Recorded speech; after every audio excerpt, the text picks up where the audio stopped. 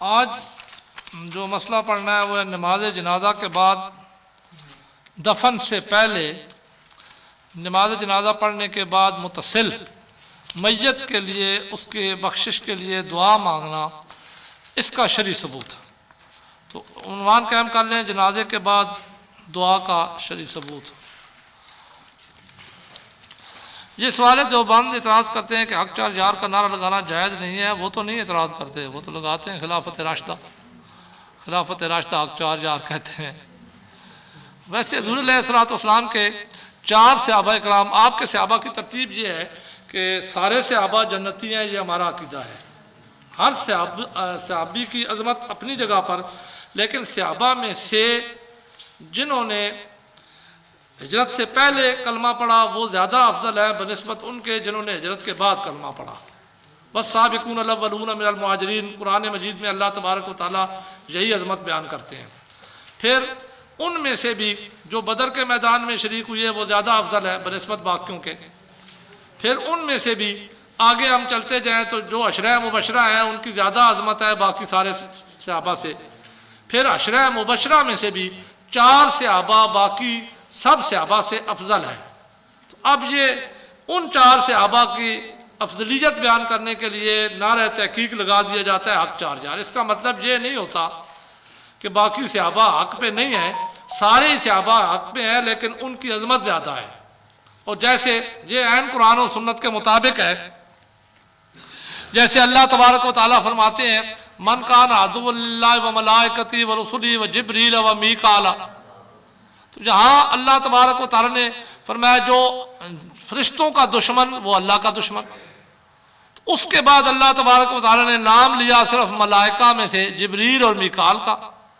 बाकी फरिश्तों का ना, तो क्या जिब्रील और मीकाल फरिश्ते थे सिर्फ, बाकी कोई फरिश्ता नहीं था। तो ये कायदा ये होता है कि जिस चीज़ की नफ़ी हो रही हो उस चीज़ की ताकीद की जाती है।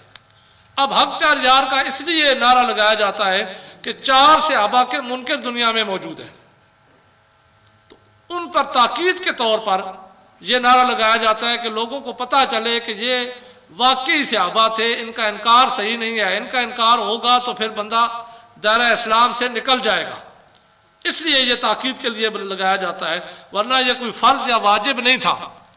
जैसे मैं इसकी मिसाल दूँ कि सलातो सलाम पढ़ना अजान से पहले ये मुस्ताहब अमल है, लेकिन जिस जगह इससे रोका जाए वहाँ पढ़ना वाजिब हो जाता है, ये ताकीद बन जाती है।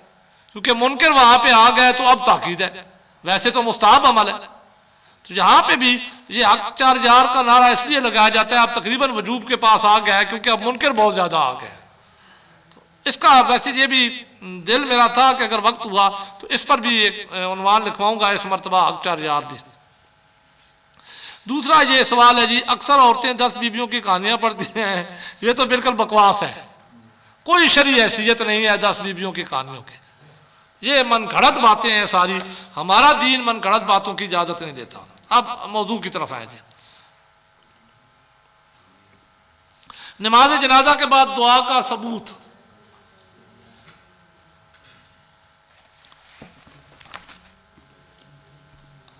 अच्छा, अब जो भी हमने इस किस्म की बातें पढ़नी है ना, उसमें पहले एक बात याद रखें, उसके मुताबिक अब आपका भी इम्तिहान होगा। मैंने इतने दिन लगाए आपको इब्तिदाइया बयान करने में, जिसमें मैंने आपको हदीस की अक़साम बयान की, जिसमें मैंने आपको कुरान मजीद की उसकी आयात की किस्में बयान की और आयात की किस्मों की फिर आगे तफसील बयान की। तो ये सारा इसलिए बयान किया कि आपको समझा सकूँ कि अकीदा किस तरह बयान किया जाता है और अकीदा किस तरह बताया जाता है। तो इसमें अब आपका इम्तिहान होगा कि क्या आपने वो सारा कुछ याद रखा हुआ है या नहीं। अब जो भी बात हम पढ़ेंगे जिसमें अकीदा बयान करना हुआ, तो सबसे पहले उसका तरीका ये होगा कि अकीदा ही बयान किया जाएगा, उस मसले में हमारा अकीदा क्या है। पहले अपने अकीदे का तयन कर लें, उसके बाद उस पर दलाइल होते हैं। जब तक तयन ना होगा दलाइल नहीं हो सकते। हमारे मद्दे मुकाबिल क्यों नहीं दलाइल दे सकते? इसलिए कि उनके पास अकीदे का तयन ही नहीं होता। मसलन यही अकीदा ले ले नमाज जनाजा के बाद दुआ का, कभी कहते हैं मकरूह है, कभी कहते हैं नाजायज़ है, कभी कहते हैं फला वजह। अकीदा नहीं बता सकते भाई, नाजायज़ है तो कौन सी किस्म है नहीं बता सकेंगे, नाजायज़ की कौन सी किस्म है नहीं बता सकेंगे। हम जायज़ कह रहे हैं, मैंने एक दिन पहले ये बातें आपको बताई थी कि जायज़ और नाजायज़ की किस्में हैं ना। तो जायज़ जब हम कहेंगे तो जायज़ में अगर हम फ़र्ज कहेंगे तो उसके मुताबिक हमें दलाइल देने पड़ेंगे, वाजिब कहेंगे तो उसके मुताबिक दलाइल देने पड़ेंगे, और अगर हम सुन्नत मुअक्कदा कहेंगे तो उसके मुताबिक दलाइल देने पड़ेंगे। अगर मुस्तहब कहेंगे तो फिर इस्तेहबाब के मुताबिक दलाइल देने पड़ेंगे।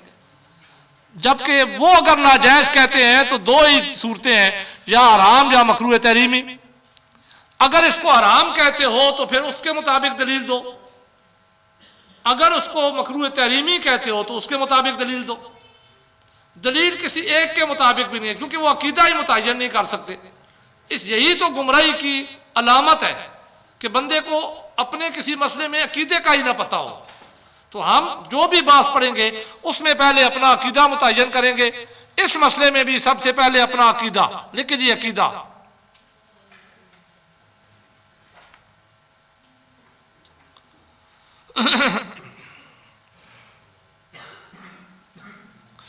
अच्छा सुनिए, पहले अकीदा सुन लें।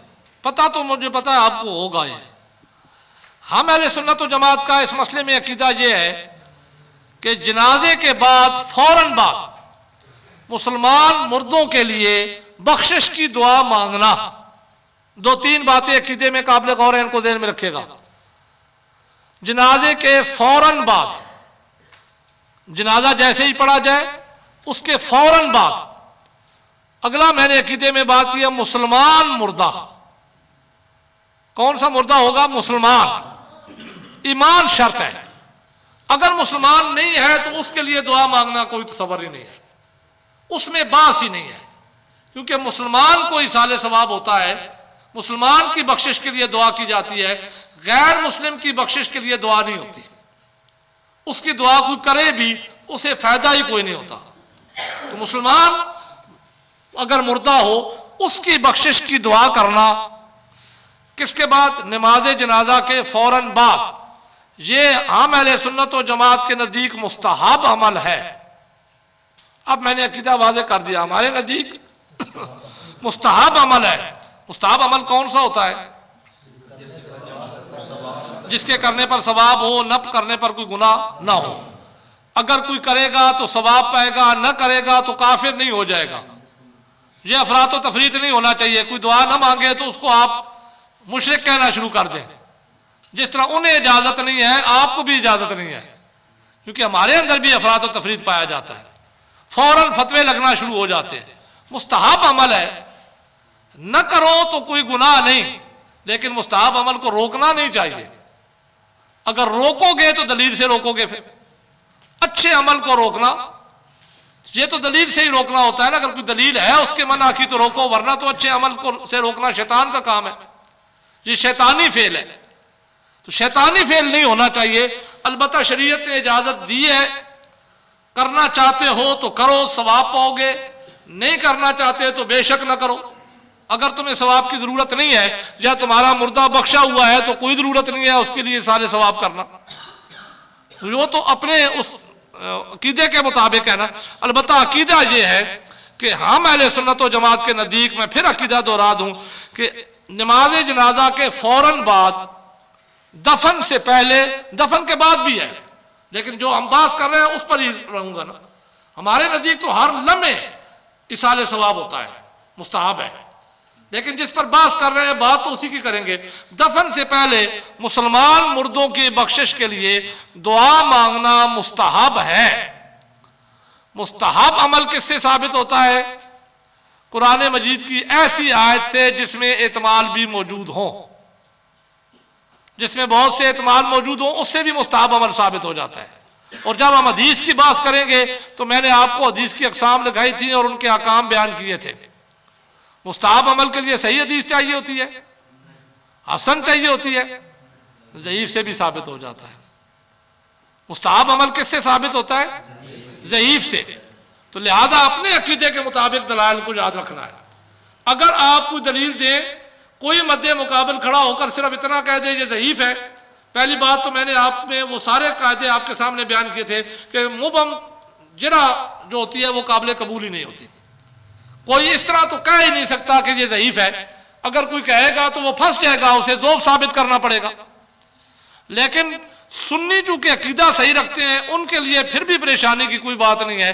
अगर ज़ईफ भी कह दे तो जवाब में आप कह सकते हैं मैं कौन सा जनाजे के बाद वाली दुआ को फर्ज कह रहा हूं, मैं कौन सा वाजिब कह रहा हूं, मैं भी तो मुस्तहब कह रहा हूं। हमारे अकीदे में ये बात मैंने आपको बताई है। आप तो मुस्तहब के लिए ज़ईफ हदीस ही काफ़ी होती है। ज़ईफ हदीस से मुस्तहब अमल साबित होता है। ये कहता मैं आपको पहले लिखवा चुका हूं। अब लिखें जी अकीदा। अकीदा इस मसले में हमारा अकीदा ये है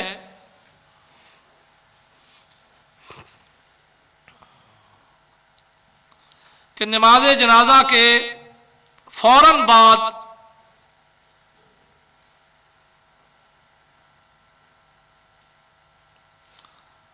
दफन से पहले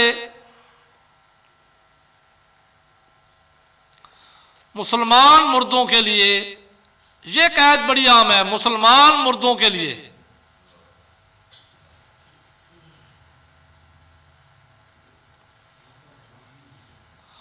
वो एक ज़रबुल मसल मशहूर है ना, मर गया मरदूद न फातिहा न दरूद। तो मरदूद से मुराद गैर मुस्लिम कहा गया है। यहां पे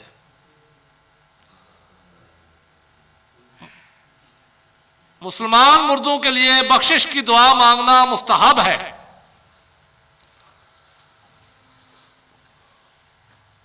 मुस्तहब है। अब जब हमने अकीदे में वाज़े कर दिया कि हमारे नज़दीक मुस्तहब है तो हमसे दलाइल फर्ज वाले न मांगे जाए, वजूब वाले न मांगे जाए, हमसे दलाइल इस्तेहबाब वाले मांगे जाए। हम दलाइल भी इस्तेहबाब वाले देंगे। इसका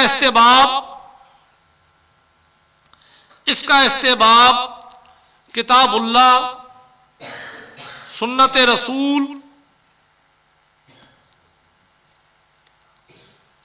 इजमाए सहाबा, चार दलाइल है इस्लाम के अंदर किसी चीज को साबित करने के लिए। वो चारों बयान करो। अक़वाले फ़ुक़हा से साबित है। नमाज जनाजा के बाद मुतसिल मुसलमान मुर्दे के लिए दुआ का मांगना, इसका सबूत इस्तेहबाब है। ये मुस्तहब है और इसके इस्तेहबाब का सबूत किताबुल्लाह से भी साबित है, सुन्नत रसूल से भी साबित है, इजमाए सहाबा से भी साबित है और अक़वाले फ़ुक़हा से भी साबित है। अगरचे इस्तेहबाब के लिए एक हदीस ही काफ़ी थी ज़ईफ, लेकिन इतने अक़वाल हमारे पास आ गए। किताबुल्लाह, सुन्नत रसूल, इजमाए सहाबा और अक़वाले फ़ुक़हा से साबित है। इस पर दलाइल मुलाज़ा हो। अब दलाइल का लिहाज करो। दलील नंबर 1 जी। अच्छा, इस दलील को समझने के लिए फिर मैं एक कायदा आपसे पूछना चाहता हूं। मैंने आपको एक कायदा लिखवाया था इब्तिदा में, वो इसीलिए लिखवाए थे कि अब जब हम बात करेंगे आपके अकायद की तो आपको पता होना चाहिए, उसके मुताबिक बात करेंगे तो आपको आसानी से समझ आएगी और अपना अकीदा समझ आएगा। तो मैंने आपके सामने एक बात कही थी कि कुरान मजीद का तर्जुमा और तफसीर करने के लिए 15 उलूम का होना ज़रूरी था।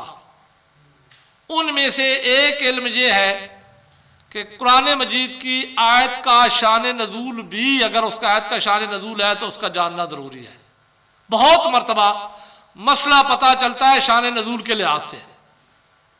ये मैंने आपको लिखाया था ना, शान नज़ूल। और दूसरा एक और कहता, उसको भी यहाँ पे अप्लाई करना है आप इस मसले में। वो ये कि आयात की 2 किस्में थी, मुतशाबिहात और मुहकमात। तो मुतशाबिहात से तो बात ही नहीं हो सकती, उसमें तो बंदा पढ़ ही नहीं सकता, उसमें तो वही पढ़ेगा जो फितरा चाहने वाला होगा। मुहकमात की 2 सूरतें मैंने आपके सामने बयान की थी। पहली सूरत ये कि बिल्कुल उसका मफहूम वाज़े हो, खाली तर्जमा ही काफ़ी है, उसमें तफसीर की ज़रूरत नहीं है। जैसे इन्नल्लाह अला कुल्लि शैइन कदीर, उसमें तफसीर की दूसरी सूरत यह थी कि जिसमें तफसीर की ज़रूरत होती है। बगैर तफसीर किए सिर्फ तर्जमा काफ़ी नहीं होता। तो यहाँ पे भी जब हम कोई आयत पेश करेंगे तो वो मुहकमात में से होगी और उसकी सूरत हम देखेंगे कि कौन सी सूरत है, पहली सूरत है या दूसरी सूरत है। अगर पहली सूरत है तो फिर तो उसमें तफसीर की ज़रूरत नहीं है, लेकिन अगर उसकी दूसरी सूरत है तो फिर उसमें तफसीर की ज़रूरत होगी। जब तफसीर की ज़रूरत होगी तो तफसीर हम अपने मर्जी से तो कर नहीं सकते। उसके लिए फिर मैंने आपको कायदा बयान किया था कि तफसीर के मरातिब हैं। 4 मरतबे बयान के थे। मुफस्सिर जब तफसीर करेगा तो वो सबसे पहले कुरान मजीद की आयत की तफसीर कुरान मजीद की आयत से करेगा, फिर हदीस मुबारका से करेगा, फिर उसके बाद अक़वाले सहाबा, फिर अक़वाले ताबीन और तबा ताबीन से करेगा। ये 4 दर्जे थे जो दर्जे मैंने आपके सामने बयान किए थे। अब मैं इस पर दलाइल आपको नकल करवाने लगा हूँ कुरान मजीद की आयात के लिहाज से। एक तो ये कि एतमाली आयत हो जिसमें चंद एतमालात हों, तब भी इस मसले के सबूत के लिए वो आयत दलील काफ़ी है, क्योंकि ये इस्तेबाब है, फ़र्ज और वाजिब नहीं है। फिर दूसरा, अगर उसके अंदर तफसीर की ज़रूरत हुई तो मैं साथ साथ आपको अक़वाले मुफस्सिरीन भी लिखवाऊंगा कि मुफस्सिरीन ने उसकी तफसीर कैसे की है। तो लिखें आयत नंबर 1 जी।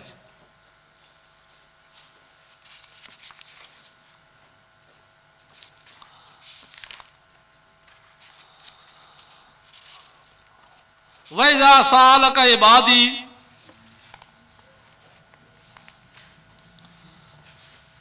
वइज़ा सालक इबादी अन्नी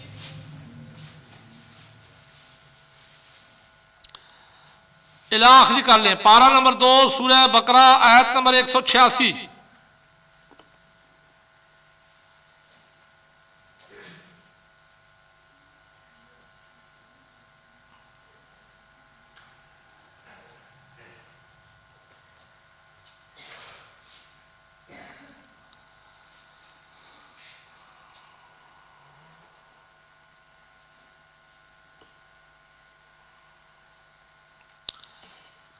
अच्छा, इस आयत में अल्लाह तबारक व तआला फरमाते हैं कि ए महबूब, जब मेरे बंदे आपसे सवाल करें मेरे बारे में, फ़इन्नी करीब, तो उन्हें बता दो कि मैं बंदों के करीब हूँ। उजीब दावतद दाई इज़ा दहान, ये आयत का हिस्सा है। मैं दुआ करने वाले की दुआ को कबूल करता हूँ जब वो मुझसे दुआ मांगे। बिल्कुल वाज़े आयत है, माना इसका वाज़े है। अल्लाह तबारक व तआला फरमाते हैं कि ए महबूब, मेरे बंदों को बता दो कि मैं उनके करीब हूँ अगर वो मेरे बारे में आपसे सवाल करें। और साथ ही अल्लाह तबारक व तआला ने पैगाम दिया कि उजीबु दावतद दाई इज़ा दहान, मैं दुआ करने वाले, पुकारने वाले की पुकार को कबूल करता हूँ जब भी वो मुझे पुकारे। दहा माजी है, उस पर इज़ा हर्फ़े शर्त आ गया, फ़ायदा इस्तिमरार का देता है कि जिस वक्त भी दुआ मांगो, अल्लाह से मांगो, तो अल्लाह तबारक व तआला फरमाते हैं कि मैं उस दुआ को कबूल करता हूँ। अब ये मुतलक आयत है। मुतलक का हुक्म यह है कि वो अपने इतलाक पे जारी होता है जब तक कि उसको मुक़य्यद न किया जाए। आयत को, मुतलक को मुक़य्यद करना है तो आयत के ज़रिए किया जाएगा या हदीस मशहूरा के ज़रिए, हदीस सहिहा के ज़रिए। उसको अपने ख्यालात के ज़रिए नहीं मुक़य्यद किया जा सकता। जहाँ अल्लाह तबारक व तआला ने जो फरमाया तो वो ये मुतलक हुक्म दिया कि ए मेरे महबूब, मेरे बंदों को बता दो कि जब भी मुझसे दुआ मांगे, जिस वक्त भी दुआ मांगे, मेरे लिए दुआ मांगने का कोई ख़ास वक्त नहीं है कि मुझसे मांगो तो फला वक्त में मांगो, फला में न मांगो, फला लम्हे में मांगो, फला में न मांगो, बल्कि सारा वक्त उनके लिए दुआ मांगने का हुक्म है। जिस वक्त भी मांगेंगे मैं उनकी दुआ को रद्द नहीं करूंगा, उनकी दुआ को कबूल करूंगा। जब मुतलक आयत है, मुतलक वक्त है, तो मुतलक वक्त में जनाजे के बाद का वक्त भी शामिल है। अब इसको कौन रद्द कर सकता है, जनाजे के बाद वाले वक्त को? अगर कोई कहता है जनाजे के बाद वाला वक्त शामिल नहीं है तो फिर इस आयत को मुक़य्यद करने के लिए दलील उसके ज़िम्मे है। हमारे पास तो कुरान मजीद की ये आयत सरी आयत आ गई और मुहकम आयत आ गई कि अल्लाह तबारक व तआला ने वाज़े पैगाम दे दिया कि मांगो मुझसे, जिस वक्त चाहते हो मांगो, इज़ा दहान, जब कभी भी मांगोगे, जिस वक्त भी मांगोगे, उजीबो, मैं तुम्हारी दुआ को कबूल करूंगा। तो ये आयत दलालत करती है कि इसमें नमाज जनाजा के बाद का वक्त भी शामिल है। और हम इसीलिए इसको इस्तेबाब के ज़ुमरे में लाते हैं कि ये मुस्तहब है, क्योंकि मुक़य्यद नहीं किया गया, दुआ भी ख़ास नहीं की गई कि फ़ला दुआ फ़ला वक्त में मांगो। तो नमाज जनाजा के बाद भी मैयत के बख्शिश के लिए दुआ मांगना भी इसी आयत से साबित है। आप लिख लें जी इसको। पारा नंबर 2 सूरह बकरा आयत नंबर 186। तर्जमा जी, ऐ महबूब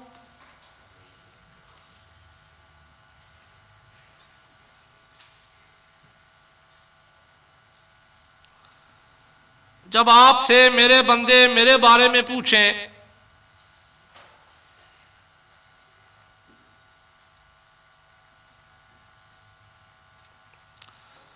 जब आपसे मेरे बंदे मेरे बारे में पूछें तो फरमा दीजिए कि मैं करीब हूं।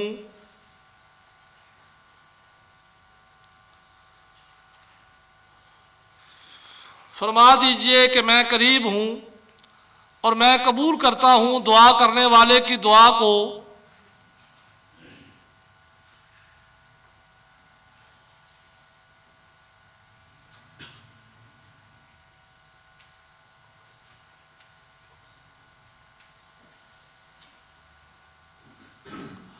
जब वो मुझे पुकारे, दुआ करने वाले की दुआ को जब वो मुझे पुकारे।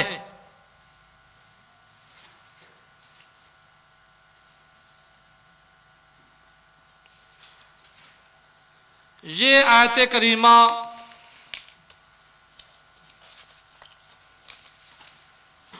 अपने मफहूम में वाज़े है।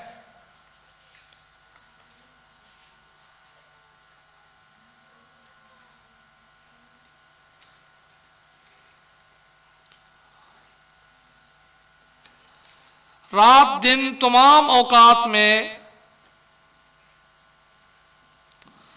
रात दिन तमाम औकात में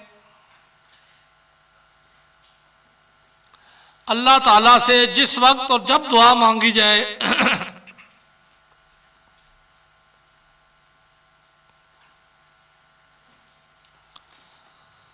वो उसे अपने फजल से कबूल फरमाता है।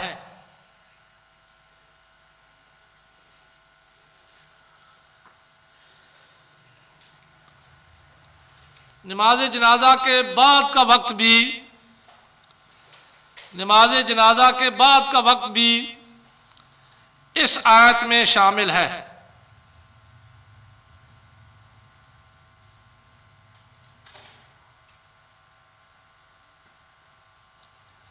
चुनाचे इसी आयत के तहत अब एक हवाला भी इसके साथ नोट कर लेना कि हमने कहा कि ये मुतलिक वक्त पर दलालत करता है।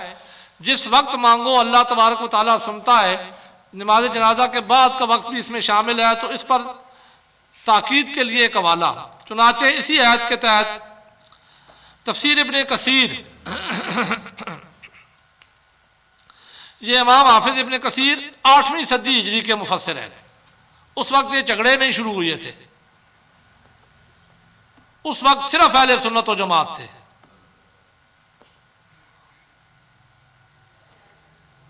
तफसीर इब्ने कसीर इसी आयत के तहत फरमाते हैं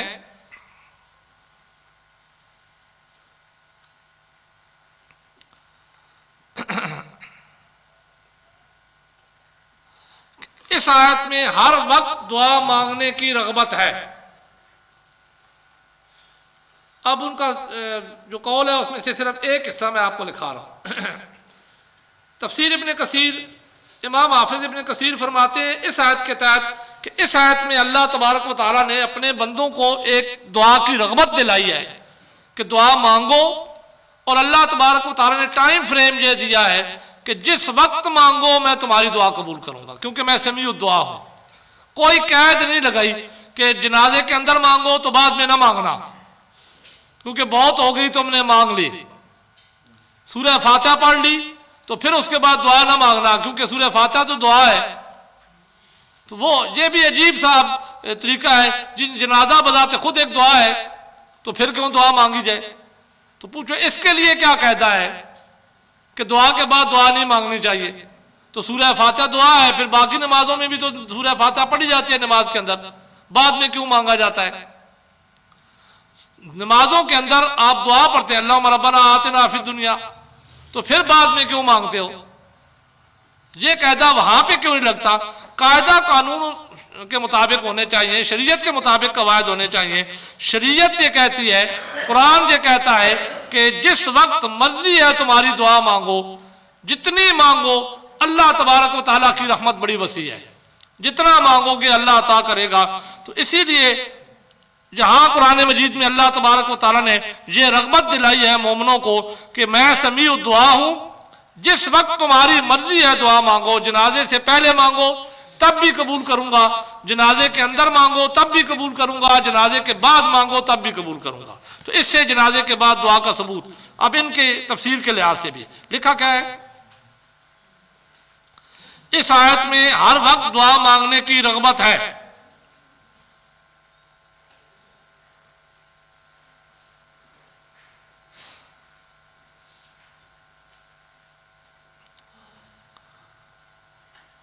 खुद अहले हदीसों का मुफस्सिर इस आयत के तहत लिखता है, उसका कौल भी नकल कर ले।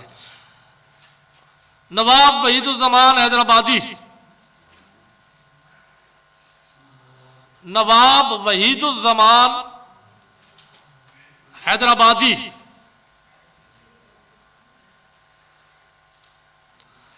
तर्जमातुल कुरान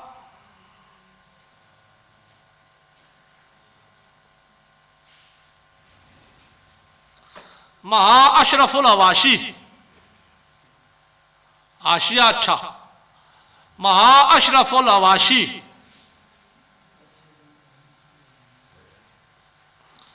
अच्छा वो भी सुन ले, वो भी यही कौल नकल करता है बिल्कुल। लेकिन उसके अल्फाज में से एक लफ्ज और भी है जो बड़े मजे का लफ्ज है।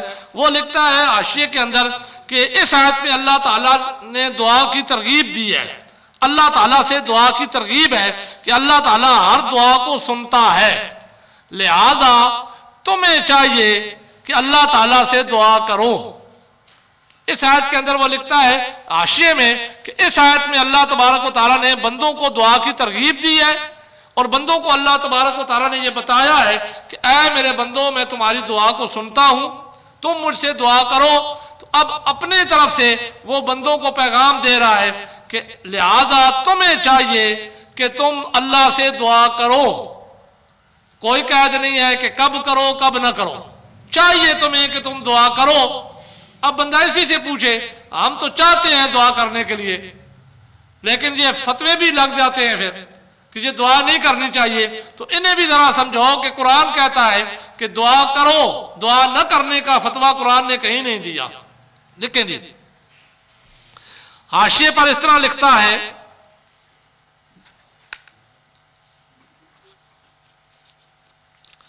कि इस आयत में अल्लाह ताला से दुआ की तरगीब है।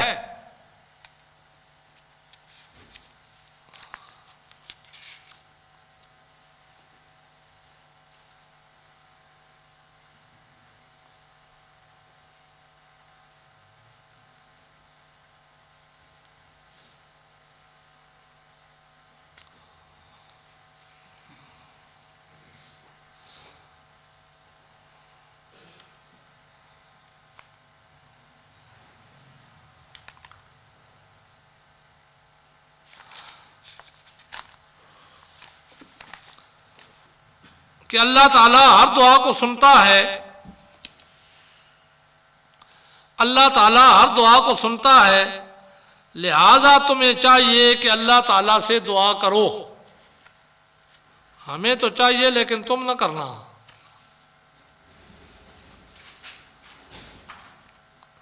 अच्छा, जहाँ मैं आमतौर पर जो वो इतराज़ करते हैं ना, वो भी आपके ज़हनों से निकाल दूँ। जब ये आयत पेश की जाए तो और उनसे कुछ ना बन पड़े तो कहते हैं इस आयत में नमाज जनाजा का जिक्र तो नहीं है, यूँ तो नहीं कहा गया कि नमाज जनाजा के बाद दुआ करो। ये चूँकि इल्ज़ामी सवाल है, अकली सवाल है ना, ये कोई दलाल के साथ तो दलील के साथ तो सवाल नहीं है, तो इसका जवाब भी अकली ज़रा सुन लें। आपने भी याद रखना है, अगर कोई आपके सामने इस तरह कहे ना, तो मैं आप कायदा क्या है कि आम अगर हुक्म हो तो सारे अफराद को शामिल होता है।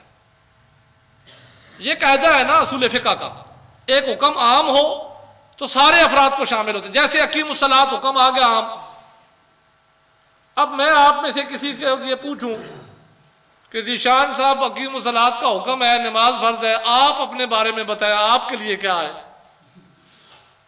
आप मुझे साबित करें कि आपके लिए ये हुक्म है।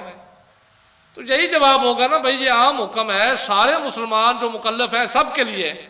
मैं भी मुसलमान हूँ, मैं भी मुकल्लफ हूँ, लिहाजा मेरे लिए भी है। लेकिन मैं अगर फिर भी लड़ लगाऊं नहीं अपना नाम दिखाओ, तो ये फिर मेरी जाहिलियत होगी ना। इसी से आप उनकी जाहिलियत भी देख सकते हैं।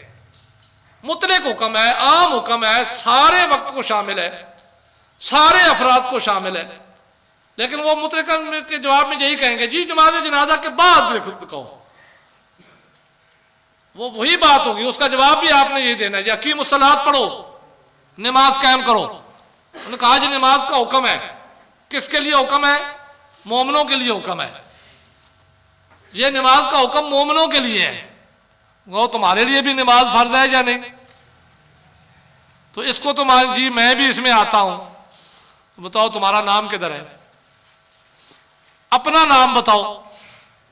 जिस तरह के तुम इसमें अपना नाम नहीं बता सकते, यही जवाब दोगे कि आम हुक्म है, आम हुक्म सारे अफराद को शामिल है। हुक्म आम होता ही वो है जो उसमें अफराद आते हैं वो सब के लिए होता है, किसी एक के लिए नहीं होता। उसी तरीके से यहां पे भी ये नमाज जनाजा, ये दुआ का हुक्म है, आम हुक्म है। जब सारे औकात को शामिल है तो उस औकात में नमाज जनाजा के बाद का वक्त भी आता है, उसको भी ये शामिल होगा, उसको तुम निकाल नहीं सकते हो। अगर उस वक्त को जैसे हकीमुस सलात को में से अगर आप निकालना चाहेंगे नाबालिग को, तो उसके लिए दलील अलहदा चाहिए होगी कि बालिग पर नमाज फर्ज है ना, नाबालिग पर तो नहीं है ना। नाबालिग को जब निकालोगे तो नस से निकालोगे ना। इसी तरीके से आप कहोगे मुसलमान पर नमाज फर्ज है, गैर मुस्लिम पर नहीं फर्ज, उसको निकालोगे गैर मुस्लिम को तो नस से निकालोगे ना। तो यहां पे चाहिए तो ये कि फंसे वो, लेकिन भाग हमारे बंदे जाते हैं। उन्हें कहो भाई तुम इससे नमाज जनाजा का वक्त निकाल रहे हो कि नमाज जनाजा के बाद का वक्त इसमें शामिल नहीं है, तो निकालने वाले तुम हो तो साबित तुम करो ना, दलील दो।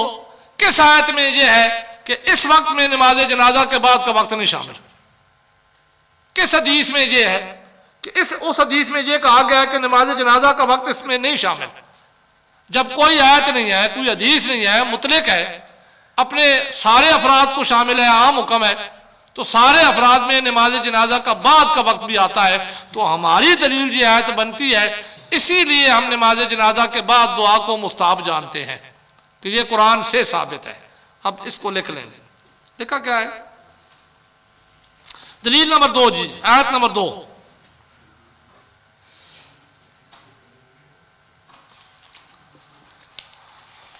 वकाल रब्बुकुम उदऊनी अस्तजिब लकुम,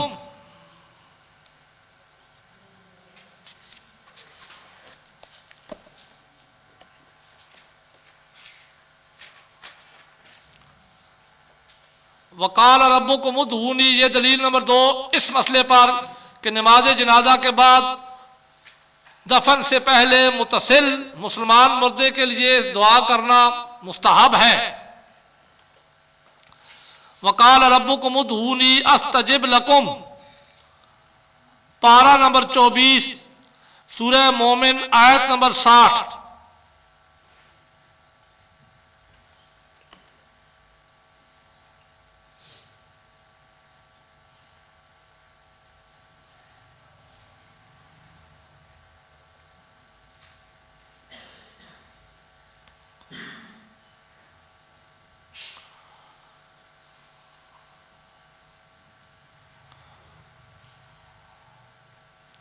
पारा नंबर 24 सूरह मोमिन आयत नंबर 60। अब इस आयत से भी पहले समझें, बिल्कुल वाज़े आयत है, मफहूम इसका भी वाज़े है, मुहकमात में से है।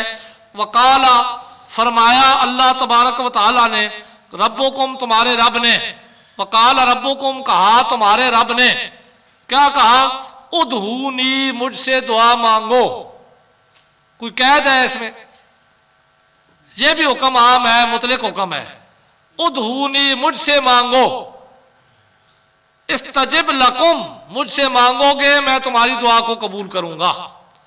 अल्लाह तबारक व तआला ने इस आयत में भी मुतलकन दुआ करने का हुक्म दिया है, कोई कैद नहीं लगाई कि जनाजे से पहले मांगो, बाद में मांगो, नमाज के अंदर मांगो, नमाज से पहले मांगो, घर में जाकर मांगो, बैठ कर मांगो, खड़े होकर मांगो, ऊंची आवाज़ में मांगो, आहिस्ता आवाज़ में मांगो, कैद कोई भी नहीं है।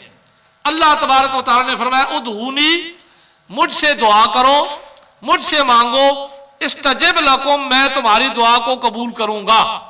तो ये आयत भी अपने मफहूम के एतबार से बिल्कुल वाज़े तौर पर दलालत करती है कि अल्लाह तबारक व तआला से हर वक्त दुआ मांगना जायज़ है, मुस्तहब अमर है, और इसी में नमाज जनाजा के बाद का वक्त भी शामिल है।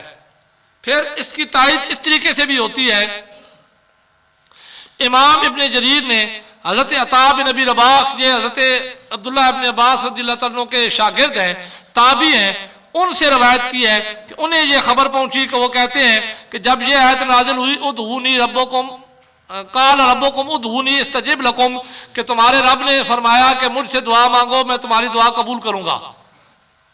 तवज्जो रखनी है, मैं अभी समझा रहा हूं, अभी मैं आयत का मफहूम आपको समझा रहा हूं उस पर ताकीद के तौर पर। जब ये आयत नाजिल हुई तो अता बिन अबी रबाह जो ताबी है वो फरमाते हैं, तो ज़ाहिर है उन्हें सहाबी से ही पहुंची होगी, अपने उस्ताद से पहुंची होगी, हज़रत अब्दुल्लाह इब्न अब्बास रज़ियल्लाहु अन्हु से। फरमाते हैं जब ये आयत नाजिल हुई उदऊनी अस्तजिब लकुम, तो लोगों ने अर्ज की कि हमें नहीं पता किस वक्त मांगे, हमें वक्त बता दिया जाए कि वो कौन सा वक्त है कि जिस वक्त हम दुआ मांगे तो अल्लाह तबारक व तआला हमारी दुआ को कबूल कर लेंगे। जब ये आयत नाजिल हुई तो लोगों ने ये सवाल किया। अब इससे पहले मैं कहता आपको नकल करा चुका हूं, अता बिन अबी रबाह फरमाते हैं मुझे ये बात पहुंची है कि जब ये आयत नाजिल हुई तो लोगों ने हुज़ूर अलैहिस्सलाम की बारगाह में अर्ज की होगी कि या रसूलुल्लाह सल्लल्लाहु अलैहि वसल्लम, हमें ये पता नहीं कि कौन सा वो वक्त है जो कबूलियत का वक्त है कि हम अल्लाह तबारक व तआला से मांगे तो अल्लाह हमारी दुआ को कबूल कर ले, क्योंकि इसमें तो अल्लाह ने यूं ही फरमाया उदऊनी अस्तजिब लकुम, मुझसे दुआ करो मैं तुम्हारी दुआ को कबूल करूंगा। तो हमें जरा वक्त भी बता दिया जाए कि वो कौन सा वक्त है जिस वक्त में अल्लाह से दुआ मांगे तो अल्लाह दुआ कबूल कर ले। तो अता बिन अबी रबाह फरमाते हैं उसके बाद अल्लाह तबारक व तआला ने ये आयत नाजिल की वइज़ा सअलक इबादी अन्नी फइन्नी करीब उजीब दावतद दाई इज़ा दआन। तो अल्लाह ने फरमाया कि महबूब ने कह दो वक्त की कोई कैद नहीं है, जिस वक्त मुझसे मांगो उजीब दावतद दाई इज़ा दआन, जो पहले मैं आपको लिखा चुका हूं, जिस वक्त मुझसे मांगोगे मैं तुम्हारी दुआ को कबूल करूंगा। तो जब अल्लाह तबारक व तआला ने अब इस आयत की ताकीद और हो गई कि इसमें जनाजे के बाद का वक्त भी शामिल है कि जब उन्होंने सवाल किया वक्त के बारे में तो अल्लाह ने फिर मुतलक हुक्म दिया कि जिस वक्त मांगोगे, जब चाहोगे, जहां कहीं मांगोगे मैं तुम्हारी दुआ को कबूल करूंगा। तो इसमें नमाज जनाजा के बाद का वक्त भी शामिल है। लिखें जी, आप तर्जमा लिख लिया है? तर्जमा लिखा ने? तर्जमा जी, तुम्हारे रब ने फरमाया, तुम्हारे रब ने फरमाया मुझसे दुआ करो मैं कबूल करूंगा।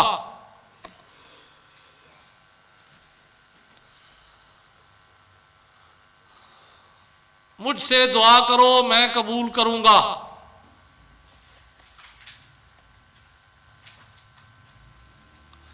तफसीर इब्ने जरीर तबरी ने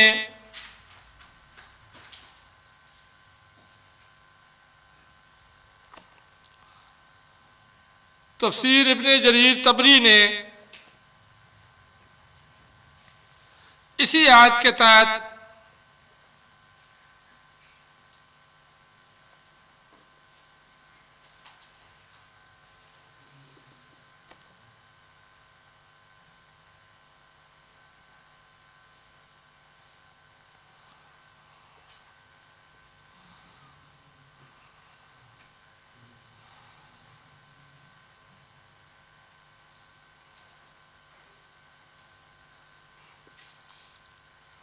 इसी आयत के तहत अता बिन अबी रबाह से रवायत की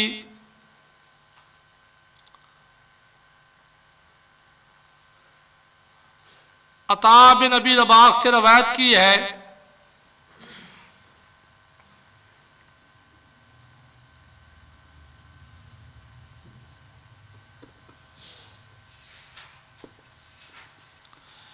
कि जब ये आयत मुक़द्दसा नाजिल हुई, उदूनी अस्तजिब लकुम, ये आयत मुक़द्दसा, जब ये आयत मुक़द्दसा नाजिल हुई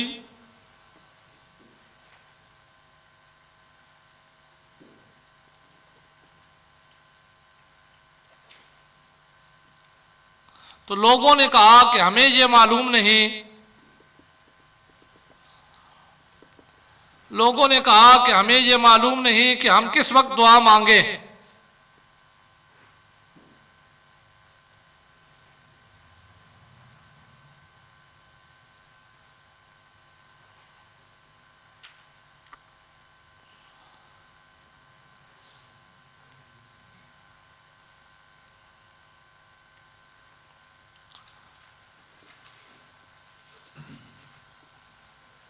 तो अल्लाह ताला ने ये आयत नाजिल फरमाई,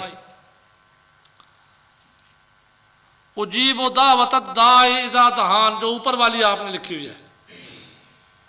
तो अल्लाह ताला ने ये आयत नाजिल फरमाई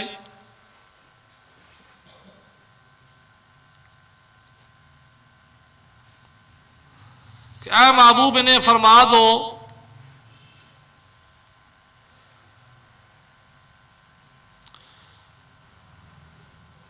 जिस वक्त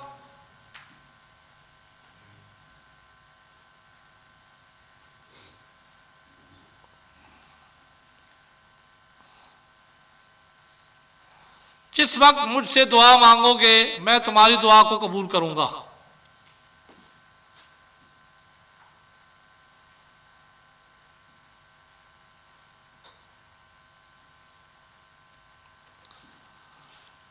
इस आयत करीमा से पता चला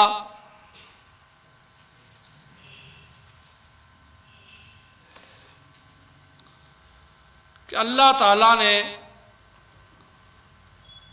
इस आयत करीमा से पता चला कि अल्लाह ताला ने हर वक्त दुआ मांगने का हुक्म फरमाया है।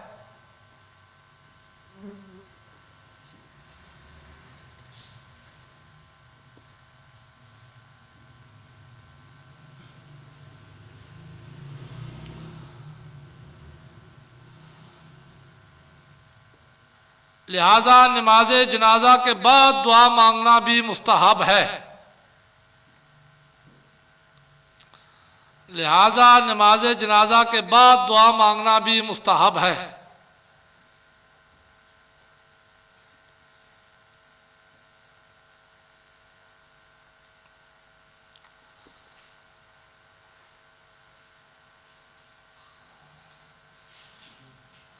हजूर अलैहिस्सलाम से भी इस आयत करीमा का, हजूर अलैहिस्सलाम से भी इस आयत करीमा का यही मफहूम मनकूल है। अब हजूर अलैहिस्सलाम ने खुद भी इस आयत करीमा से यही मफहूम समझाया है। इस सिलसिले में दलील, हजूर अलैहिस्सलाम से भी इस आयत करीमा का यही मफहूम मनकूल है। चुनाचे तफसीर मदरी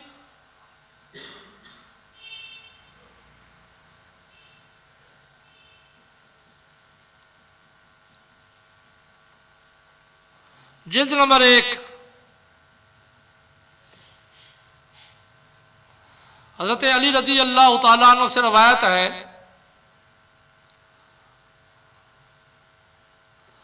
हज़रत अली रज़ी अल्लाह तआला अन्हु से रवायत है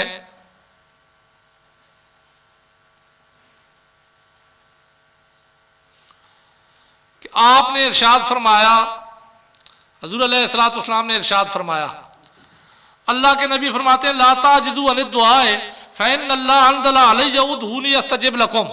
अब ये शायद का मफहूम खुद हज़ूर अलैहिस्सलाम बयान फरमा रहे हैं कि दुआ से किसी वक्त भी न थको, अल्लाह से दुआ मांगने में आजिज़ ना हो। कोई भी वक्त हो तो अल्लाह तबारक व तआला से दुआ मांगो। ये ना कहो कि अभी दुआ मांग लिया है तो फिर क्यों मांगे, जनाजे के अंदर मांग लिया तो बाद में क्यों मांगे, बल्कि अल्लाह तबारक व तआला के महबूब फरमाते हैं ला ताजिज़ू अन दुआ, क्योंकि दुआ से आजिज़ ना हो, किसी वक्त भी अल्लाह से मांगना है। उसकी वजह यह बयान की कि फ़इन्नल्लाह अंज़ला अलैया, क्योंकि अल्लाह तबारक व तआला ने मुझ पर ये आयत नाजिल की है, उदहूनी अस्तजिब लकुम, मुझसे दुआ मांगो मैं तुम्हारी दुआ को कबूल करूँगा। तो ये मफहूम हज़ूर अलैहिस्सलाम बता रहे हैं अपनी उम्मत को कि आयत का मफहूम ये है कि दुआ मांगने के लिए वक्त की कोई कैद नहीं है। जिस वक्त मर्जी है तुम दुआ से अल्लाह से मांगो, दुआ मांगने से आजिज ना हो, बार बार मांगो। ये भी नहीं है कि एक मरतबा मांग ली तो दोबारा ना मांगना। लिखा क्या लिखा है, लाता जिदू अन दुआए,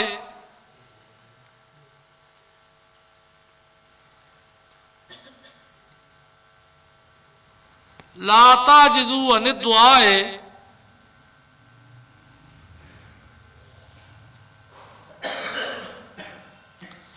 फ़इन्नल्लाह अंज़ला अलैया,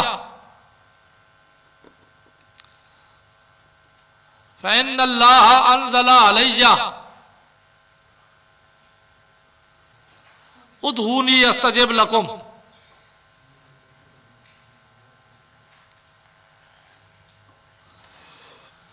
तर्जमा जी, अल्लाह ताला से दुआ मांगने से न थको,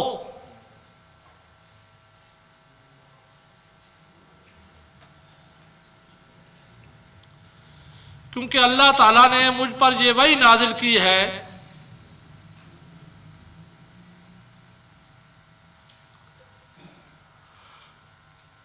मेरे बंदो मुझसे दुआ मांगो मैं उसे कबूल करूंगा।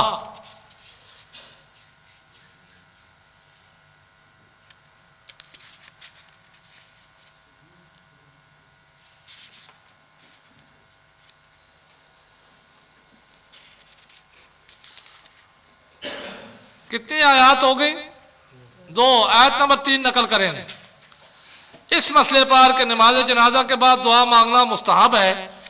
दलील नंबर 3 आयत के कुरान मजीद की आयत से, यह आयत है फैज़ा फरग़त फंसब व इला रब्बिका फरग़ब।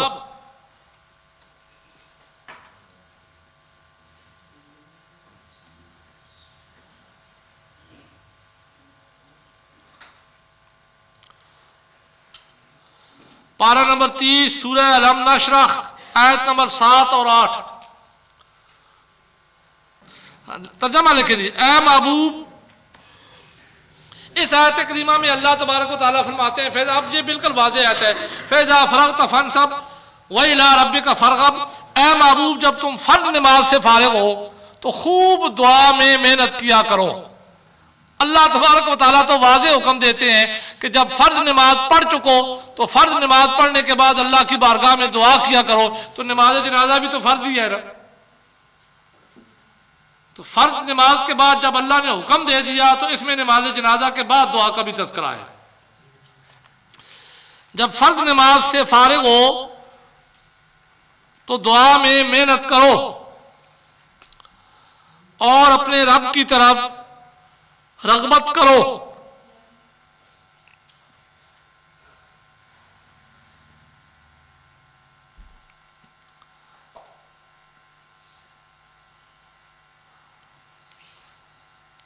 अब इसमें मुफस्सिरीन जितने भी हैं सब ने यही कहा है, ख़ुसूसन हज़रत अब्दुल्लाह इब्न अब्बास रज़ियल्लाहु तआला अन्हु फरमाते हैं, इज़ा फ़रग़ता मिनस सलातिल मक्तूबति फंसब फ़िद दुआ, कि जब फ़र्ज नमाज पढ़ चुको, फ़र्ज नमाज से फारिग हो चुको तो अपने हाथों को अल्लाह की बारगाह में खड़ा करो और अल्लाह की बारगाह से दुआ मांगो। तो फ़र्ज नमाज जो भी हो, चाहे फ़र्ज ऐन हो या फ़र्ज किफ़ाया हो, हुक्म कुरान मजीद में ये आ गया कि फ़र्ज नमाज पढ़ते ही अल्लाह की बारगाह में हाथ खड़े करो और अल्लाह तबारक व तआला से दुआ मांगो। तो इसका हवाला नोट कर ले, इस पर तफसीरी अक़वाल। तफसीर इब्न अब्बास,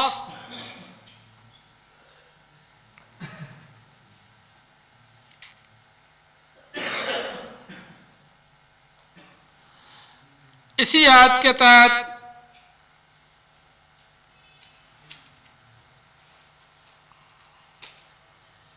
हज़रत अब्दुल्लाह इब्न अब्बास रज़ियल्लाहु ताला अन्हुमा फरमाते हैं,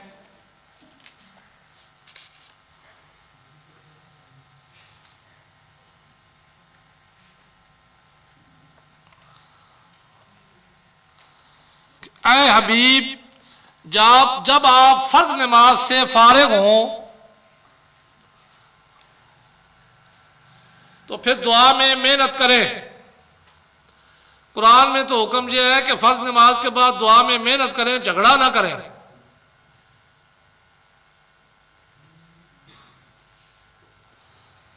जब आप फर्ज नमाज से फारिग हों फिर दुआ में मेहनत करें।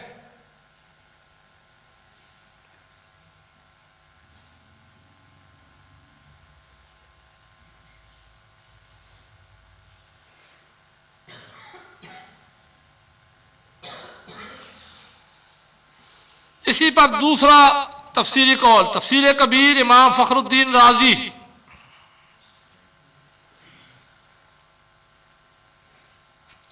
ये भी ताबीन से इस कौल को नकल करते हैं। तफसीर कबीर इमाम फखरुद्दीन राजी इसी आयत के तहत फरमाते हैं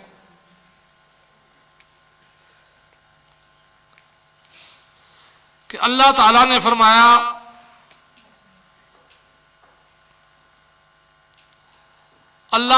फरमाया ऐ महबूब आप जब नमाज फर्ज से फारिग हो जाएं,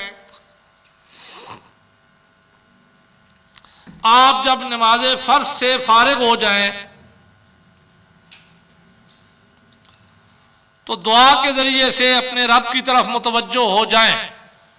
नमाज के अंदर तो नमाज के जरिए से मुतवज्जो थे, जैसे ही नमाज खत्म हुई तो अब अल्लाह की बारगाह में तवज्जो रखनी है और अब तवज्जो करने का तरीका दुआ है। दुआ के जरिए से अपने रब की तरफ मुतवज्जो हो जाए।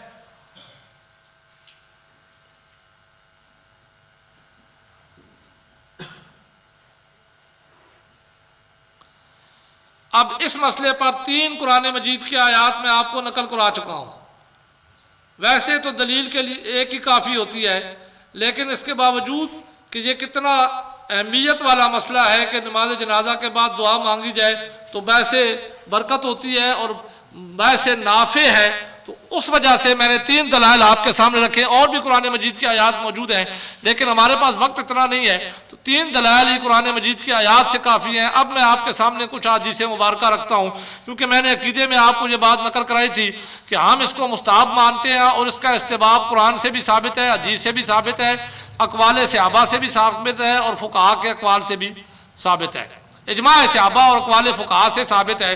तो उन सब के दलाइल नोट कराता चला जाऊं तो 3 आयतें मैंने आपको नकल कराई हैं। ये तीनों आयतें याद रखनी है। पहली आयत थी उजीबु दावतद दाई इज़ा दहान, दूसरी आयत थी उदऊनी अस्तजिब लकुम, तीसरी आयत है फैज़ा फ़रग़त फ़ंसब व इला रब्बिका फ़रग़ब।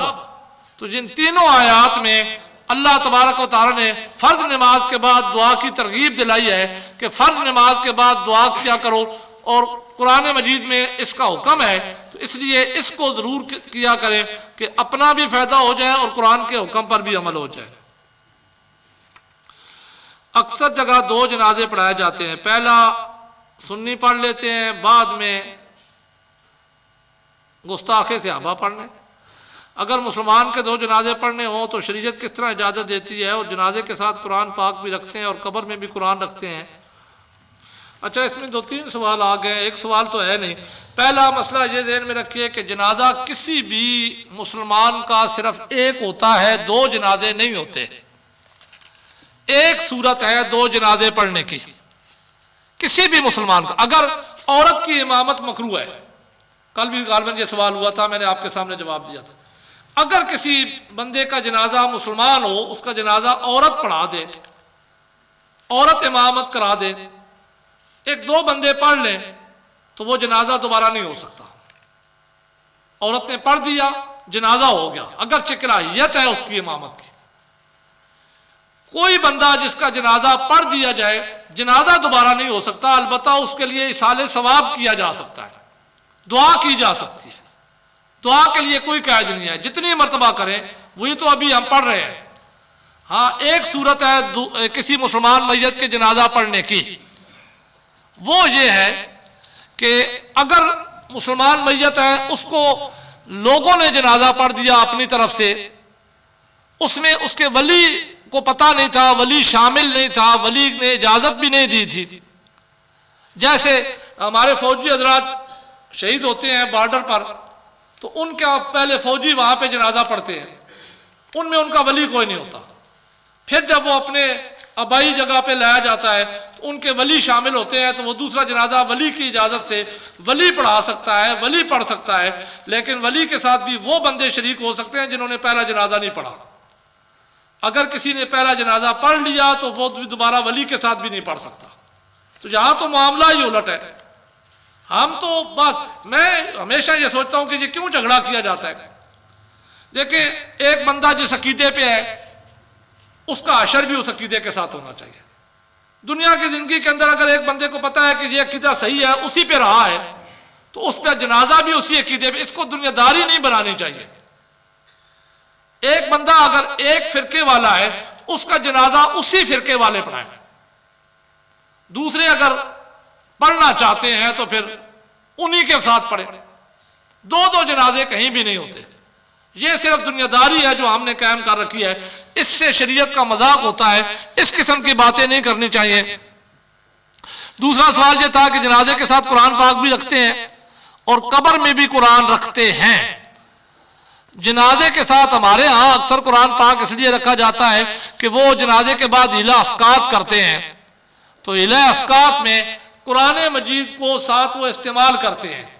अब ये बात हिला अस्कात में पिछले साल भी मैंने आपको बताया था, इस साल भी उसमें पूरी तफसील से बताऊंगा कि ये भी एक सिर्फ तोम परस्ती बन गई है, एक मजाक, इसको दुनियादारी बन गई है। हिला अस्कात का तरीका यह है कि आप मैयत के फ़राइज़ साकित करने के लिए उसकी तरफ से सदका दें। अब कुरान मजीद अगर कोई सदका दे रहा है सदके के तौर पर, तो जितनी कुरान मजीद की कीमत होगी वो कीमत उसमें सदके में लगेगी, कुरान मजीद नहीं लगेगा।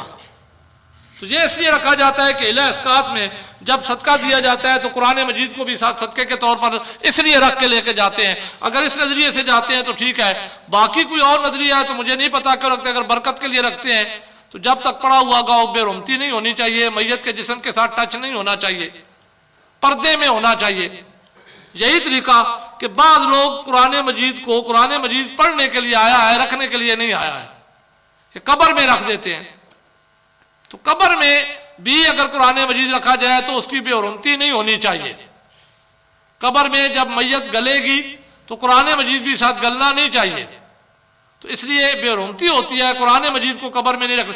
अगर कोई और भी ऐतनामा वगैरह अगरचे वो जायज़ है वो रखा जाए, या मैयत की बख्शिश के लिए कोई साथ तबर्रुक चीज़ रखी जाए, तो वो भी मैयत के ऊपर नहीं रखी जानी चाहिए, मैयत के साथ नहीं रखी जानी चाहिए, बल्कि कब्र में एक अलहदा ताक बनाना चाहिए, आला बनाना चाहिए, उसमें रखें ताकि वो चीज़ें भी महफूज रहें। तो कुरान मजीद को तो रखना ही नहीं चाहिए। कुरान मजीद मैयत को अगर बरकत देनी है तो पढ़ के उसको इसाले सवाब करना चाहिए, जो शरीयत मुतारा में तरीका है। दूसरा सवाल, अगर किसी औरत को पर्दे के बारे में बोला जाए तो आगे से कह देती है कि मैं पर्दा दिल का होना चाहिए। तो फिर तो यूँ कहना चाहिए कि अगर किसी औरत को निकाह का बोला जाए तो कह दे आगे से निकाह दिल का होना चाहिए। फिर तो कोई भी शरीयत का काम नहीं चलेगा। किसी को कहा जाए कि ये तेरा बाप है तो कह नहीं, बाप तो दिल का होना चाहिए। या यूँ कह दे नमाज पढ़ो तो नमाज तो दिल में पढ़नी चाहिए। फिर तो शरीयत, लेकिन आकाम शरी होते हैं, आकाम दिल के नहीं होते। कुछ आकाम हैं जो दिल में होते हैं शरीयत के मुताबिक, कि ईमान की तस्दीक दिल में होती है, ये शरीयत के मुताबिक है। तस्दीक तो दिल में होती है लेकिन उसका इज़हार अमाल से होता है। जब बंदा मुसलमान हो गया, तस्दीक उसने दिल में कर ली, तो फिर कुरान कहता है कि मा कान लिमुमिनिन वला मुमिनतिन इज़ा क़दल्लाहु व रसूलुहु अमरन अन यकून लहुमुल खियरतु मिन अमरिहिम। उसके पास इख्तियार ख़त्म हो जाता है। अल्लाह और उसका रसूल जो फैसला फरमा दे तो मोमिन के पास इख्तियार ख़त्म हो जाता है। अल्लाह और उसके रसूल ने जब पर्दे का हुक्म दे दिया तो अब अगर औरत मोमिना है तो उसके पास इख्तियार ख़त्म हो गया है। अगर वो बेपर्दा होगी तो वो हराम की मुर्तकिब होगी। लिहाजा वो ये कहे कि दिल में पर्दा है तो ये शरीयत के मुताबिक नहीं है, वो शरीयत के ताबे है, अब उसे पर्दा ज़हरी ही करना पड़ेगा जैसे शरीयत का हुक्म है, अल्लाह और उसके रसूल का हुक्म है, क्योंकि उसके पास इख्तियार ख़त्म हो गया है। हाँ जी, अब दलाल जी हदीस के हवाले से। पहली हदीस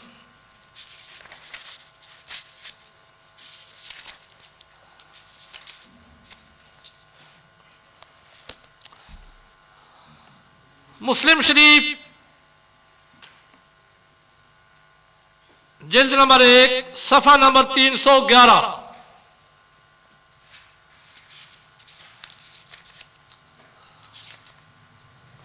मुस्लिम शरीफ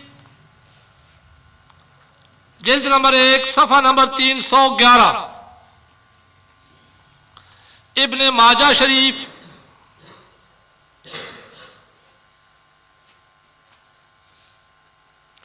बाब माजा फिद दुआए,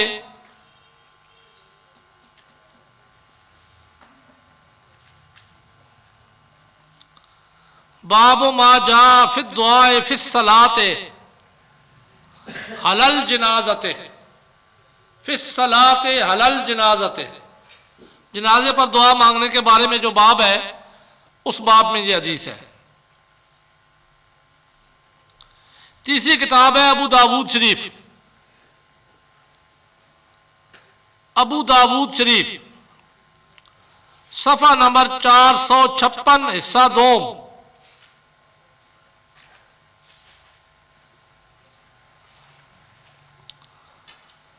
सफ़ा नंबर 456 हिस्सा 2। चौथी किताब है मिशकात शरीफ सफ़ा नंबर 146।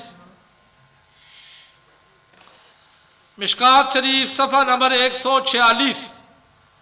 4 किताबों से ये हदीस में आपको नकल कराने लगा हूँ नमाज जनाजा के बाद दुआ मांगने के बारे में, लेकिन अकीदा अपना ज़हन में रखिए कि हमारा अकीदा है इस्तेबाब का। इस्तेबाब के लिए ज़ईफ़ हदीस ही काफ़ी होती है, लेकिन जो मैं लिखा रहा हूँ वो ज़ईफ़ नहीं है। तो चारों पहले हदीस सुन लें। ये एक सहाबी है हज़रत औफ बिन मालिक रदी अल्लाह तआला अन्हु, हुज़ूर अलैहिस्सलातु वस्सलाम के सहाबी हैं। हदीस के अंदर ये अपना अमल बयान करते हैं। फरमाते हैं हुज़ूर अलैहिस्सलातु वस्सलाम ने एक मैयत का जनाजा पढ़ाया, मैं आपके साथ जनाजे में शरीक था।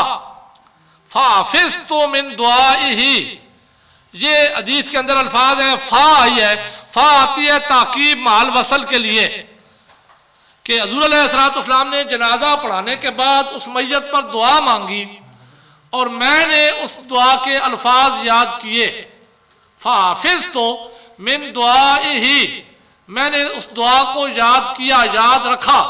वो अल्फाज ये हैं, फरमाते हैं मैंने याद की कि अल्लाह तबारक व तआला के महबूब फरमाते थे, ऐ अल्लाह इसको बख्श दे, इस पर रहम कर, इस पर आफियत दे, इसे माफ़ कर, इसकी अच्छी मेहमान नवाजी कर, इसकी कब्र को वसी कर, इसके गुनाहों को धो डाल, पानी बर्फ औलों से इसकी खताओं को इस तरह माफ़ कर जिस तरह तू सफ़ेद कपड़े को मैल से साफ करता है, और इसके इस घर को अच्छे घर से बदला दे, इस आल से बेहतर आल बना दे, इस बीवी से अच्छी बीवी दे दे, जन्नत में दाखिल कर, इसे अजाब कब्र से बचा, अजाब दोज़ख से बचा। इतनी लंबी दुआ हुज़ूर अलैहिस्सलातु वस्सलाम ने मैयत पर की। औफ बिन मालिक फरमाते हैं हुज़ूर अलैहिस्सलातु वस्सलाम दुआ कर रहे थे, मैं याद कर रहा था, सुन रहा था, याद कर रहा था। इसी असना में हदीस के आखिरी अल्फाज ये हैं, कहते हैं कि मेरे दिल में एक तमन्ना पैदा हो गई, ख्वाहिश पैदा हो गई। तो खुद हदीस के अल्फाज हैं जिससे पता चलता है कि वो ख्वाहिश क्या थी। कहने लगे ख्वाहिश ये पैदा हुई कि मरना तो है, मौत तो वक्त मुकर्रर अजल है, इसने तो होना ही है, तो काश ये वाली मैयत मेरी होती। आज मैं मर चुका होता, जहां मेरी मैयत पड़ी होती, अल्लाह के नबी जिस पे इतनी लंबी दुआ मांग रहे हैं कि हुज़ूर अलैहिस्सलाम मेरी मैयत पे इतनी लंबी दुआ मांगते तो मेरी कम से कम बख्शिश ही हो जाती, मेरी बेहतरी हो जाती। तो इससे भी ये पता चला कि हुज़ूर अलैहिस्सलाम भी नमाज के बाद दुआ मांगा करते थे। ये आपका अमल है और पूरी दुआ भी मनकूल है हदीस के अंदर, तो हम भी इसीलिए मुस्तहब कहते हैं। तो आप लिख लें जी हदीस। औफ बिन मालिक रवायत करते हैं,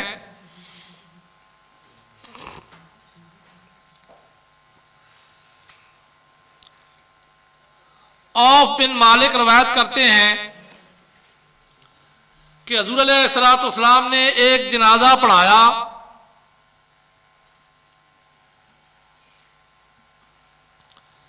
कि हुज़ूर अलैहिस्सलाम ने एक जनाजा पढ़ाया। आपने जनाजे के बाद दुआ मांगी,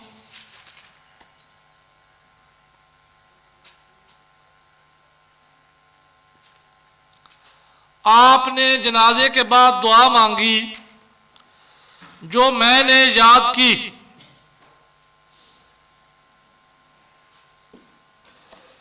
जो मैंने याद की।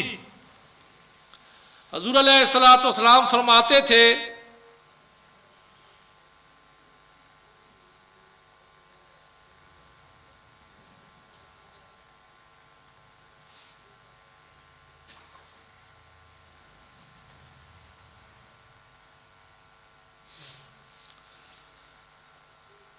ऐ अल्लाह बख्श दे, इस पर रहम फरमा, ऐ अल्लाह इसे बख्श दे,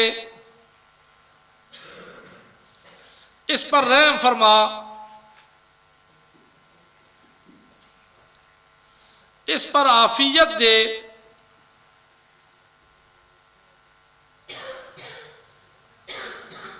इसे माफ कर,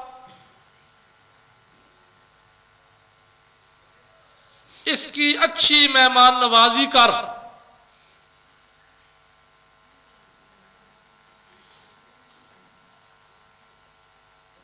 इसकी कब्र को वसी कर,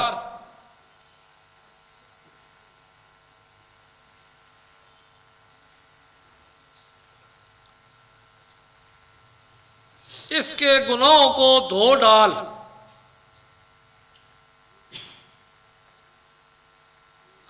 इला आखिरी कर ले, अलफ लाम के आखिर तक।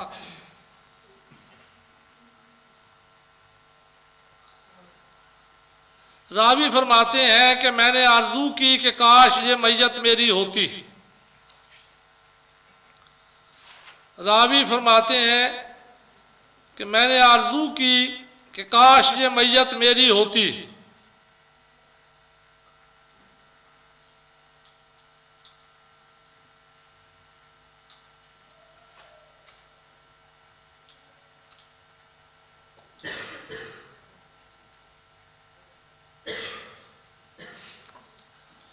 अच्छा, जब ये हदीस आप पेश करेंगे तो वो एक बात कहते हैं ये जनाजे के अंदर दुआ थी, जनाजे के बाद दुआ नहीं है, ये जनाजे के अंदर दुआ है।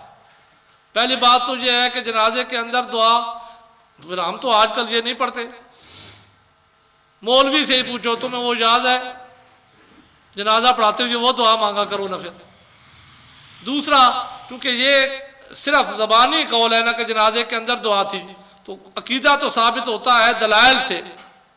अब इस हदीस में अगर ये एतबार डाल दिया जाए कि जनाजे के अंदर है या जनाजे के बाद थी, तो फैसला तो फिर शारीन के शरह से होगा ना, मैं और आप तो फिर फैसला नहीं कर सकते। तो इस सिलसिले में एक तशरीह कौल भी आप नोट कर लें इसी हदीस के तहत। लेकिन इसी हदीस के तहत अशतुल लुम्हात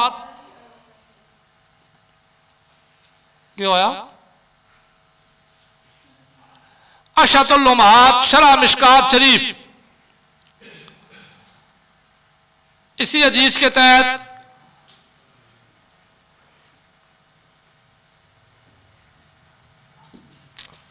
अशतुल लुम्हात शरह मिशकात शरीफ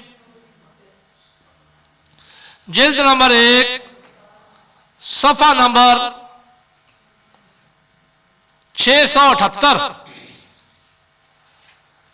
ये शाह अब्दुल हक मुदस्सिर देलवी रहमतुल्लाह तआला की किताब है, मिशकात शरीफ की शरह उन्होंने लिखी है।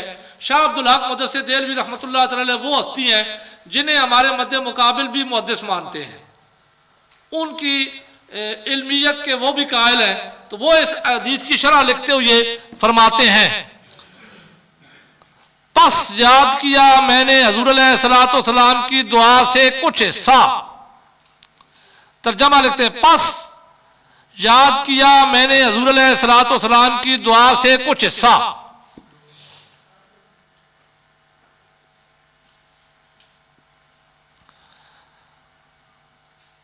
पस फारसी का लफ्ज है,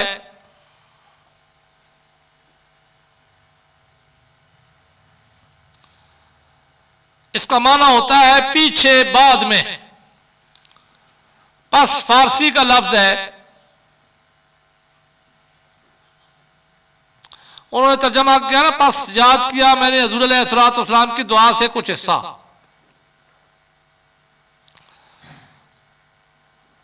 जिसका माना है, पस फारसी का लफ्ज है जिसका माना है पीछे बाद में। अब हदीस का खुलासा यह हुआ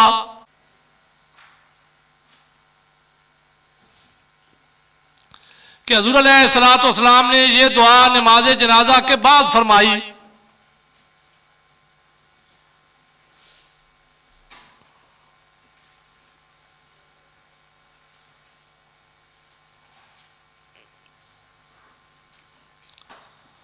ये दुआ नमाज जनाजा के बाद फरमाई।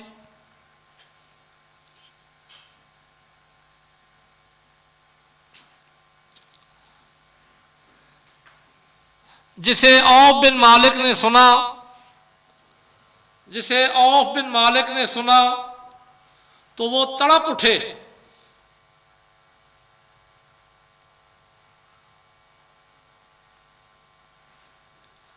कि काश आज मैं मरा हुआ होता।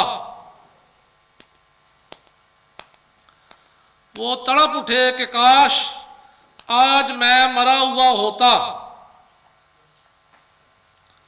और ये दुआ मेरी लाश पे मांगी जाती।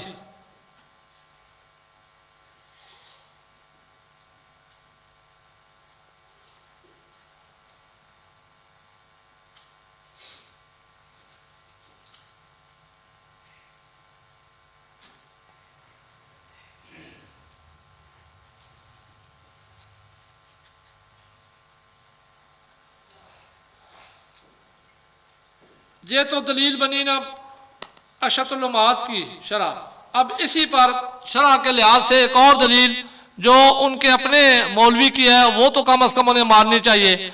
मिस्कुल खिताम, किताब का नाम है मिस्कुल खिताम, मीम सीन काफ, मिस्कुल खिताम, खे तोय अलफ मीम, मिस्कुल खिताम, जिल्द नंबर 2।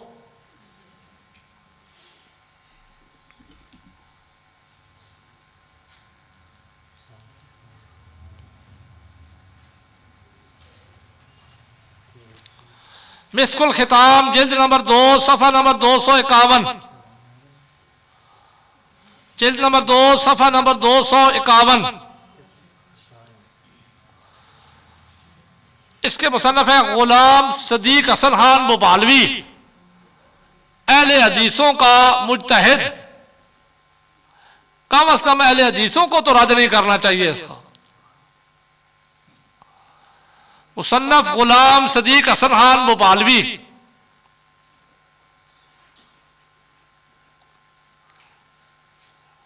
ये भी फारसी में है तो इसका जुमला लिख लें, नमाज गुजारत रसूलुल्लाह सल्लल्लाहु अलैहि वसल्लम पस याद गिरफ्तम।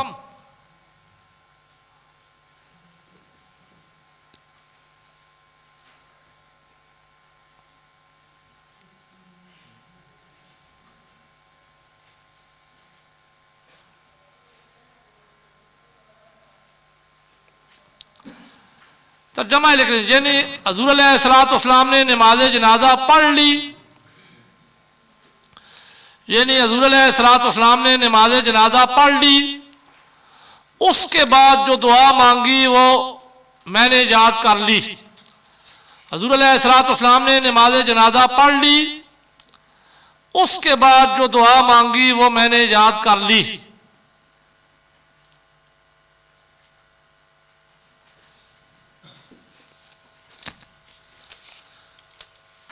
अब इस मसले पर अब तक मैंने आपको अकीदा और उसके बाद कुरान मजीद की आयत से 3 आयतें और एक हदीस मुबारक आदि से नकल करा चुका हूं।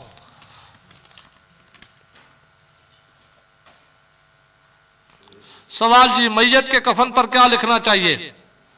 वैसे तो बेहतर यही है कि मैयत के कफन पर कुछ भी नहीं लिखना चाहिए, लेकिन चूंकि कफनी लिखना साबित है तो अगर कफनी लिखनी ही है तो उसमें आसान लिखना ये चाहिए कि ला इलाहा इल्लल्लाह, वो भी कच्ची पेंसिल से या सिर्फ हाथ से इस जगह पे लिखना चाहिए जो उसकी चोली होती है, कफनी होती है, ताकि उसकी नाभ से ऊपर ऊपर लिखा हुआ आ जाए, उसकी बेरुमती ना हो।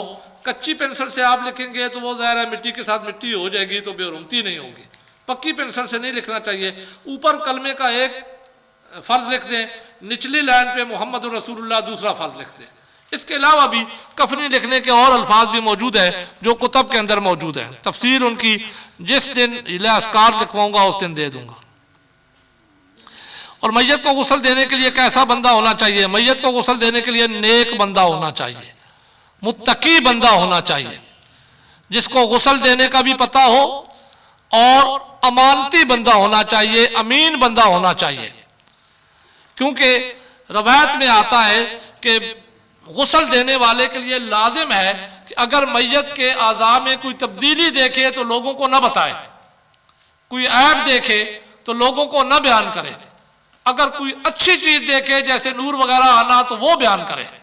तो ये वही बंदा करेगा जो मुत्तकी भी होगा और अमानती भी होगा। इसलिए गुस्ल देने के लिए मुत्तकी होना चाहिए। और पानी में नीम के पत्ते डालते हैं, क्या जायज़ है? बेरी को अगर आप नीम कहते हैं तो बेरी के पत्ते डालना तो हदीस से साबित है। तो उससे वजह भी उसकी ये है कि क्योंकि उससे जब पानी गर्म करके गुस्ल दिया जाए तो आज़ाद ढीले हो जाते हैं, आज़ाद सख्ती उनकी अकड़ास ख़त्म हो जाती है। तो मैयत की अकड़ास ख़त्म करने के लिए ही उसको दिया जाता है। तो इससे आम बंदे को भी नहाना जायज़ है। आम बंदा भी अगर इन बेरी के पत्तों के साथ पानी गर्म करके नहाए तो उसके जिस्म में भी उसे राहत मिलेगी। ये अगला सवाल है जी, जनाजा पढ़ाने के लिए नियत बुलंद आवाज से करें या आहिस्ता? नियत है ही दिल के इरादे का नाम।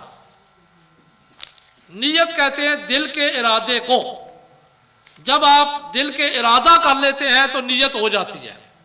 अब उसके बाद अगर ज़बान के साथ भी उसे बयान करेंगे, जैसे हमारे यहाँ कहा जाता है 4 तकबीर नमाज जनाजा फ़र्ज़ किफ़ाया, सना वास्ते, अल्लाह ताला के लिए, दरूद हज़ूर अलैहिस्सलाम पर और दुआएं इस मैयत के लिए, तो ये ज़बान और दिल की मुवाफ़क़त के लिए की जाती है। वरना अगर कोई ज़बान से न भी करे तो जनाजा हो जाएगा। तो नियत हमेशा दिल के इरादे को कहते हैं। ज़बान से भी करेगा तो वो आहिस्ता आवाज़ में करेगा, खुद नियत कर रहा है, अपने आप को बताएगा। हमारे यहाँ रवाज बड़े उल्टे उल्टे हैं। जनाजा पढ़ाने से पहले कहा नियत सुना दो। जिन पढ़ने वालों को अभी तक नियत नहीं पता, उन्होंने जनाजा क्या पढ़ना है। फिर जब जनाजा पढ़ने के लिए आए हैं तो इरादा करके आए हैं, नियत तो हो गई। अब खड़े हो गया तो नियत हो गई। तो ये सिर्फ हमारी कुछ अपनी मजबूरियां होती हैं जिनकी बिना पर हम करते हैं, वरना दिल के इरादे को नियत कहते हैं। अब ज़बान से करना कोई लाजिम नहीं है, लेकिन अगर कर देगा तो अच्छा होगा, दिल और ज़बान मुवाफिक आ जाएंगे। ये सवाल ख़त्म हो गया, टाइम भी ख़त्म हो गया। अब इस पर एक दलील चले, एक नोट कर ले, 5-10 मिनट तो अभी है। दलील नंबर 2 इस पर जी, लेकिन जल्दी जल्दी करनी है। ये हवाला है इब्ने माजा शरीफ, वही बाब,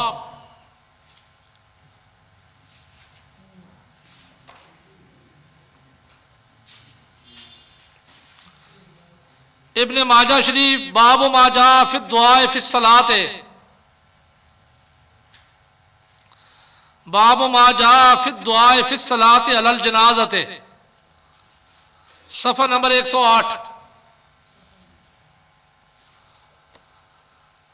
सफ़ा नंबर 108।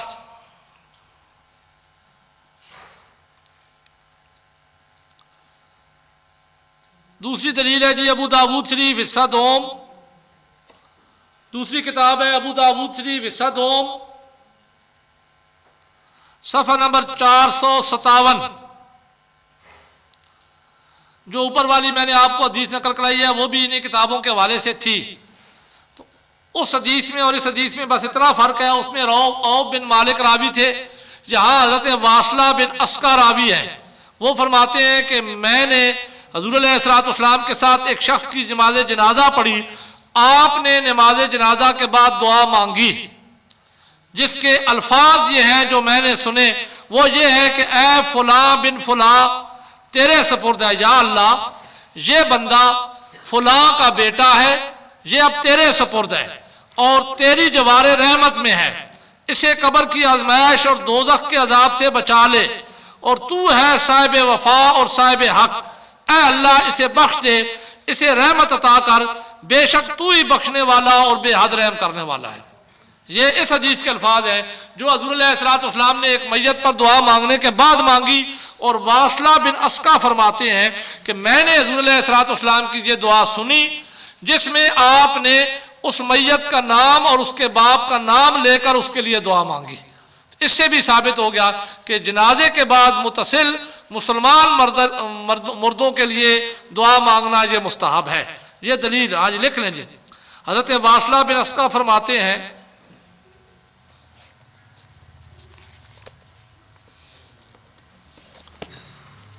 वासला बिन अस्का फरमाते हैं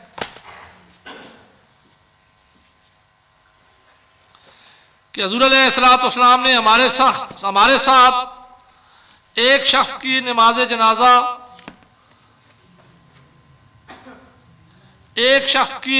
जनाजा पढ़ी।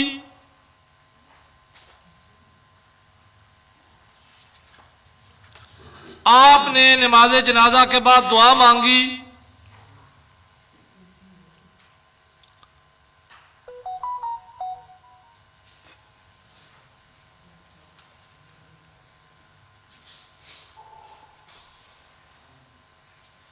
जो मैंने सुनी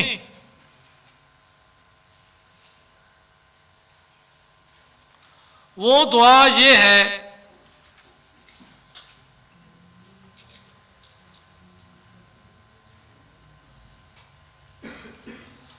ऐ अल्लाह फुला बिन फुला तेरे सपुर्द है, ऐ अल्लाह फुला बिन फुला तेरे सपुर्द है,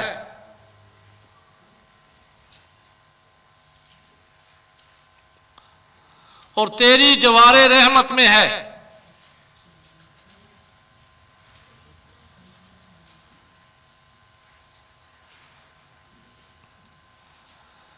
उसे कब्र की आजमाइश और अज़ाब दोज़ख से बचा ले।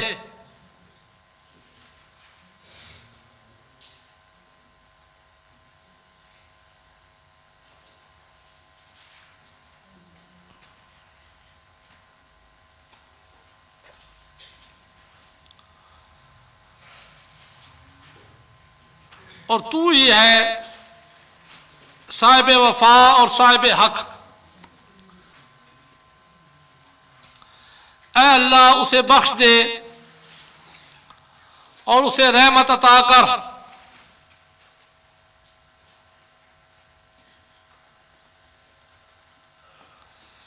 बेशक तू ही बहुत बख्शने वाला और बेहद रहम करने वाला है।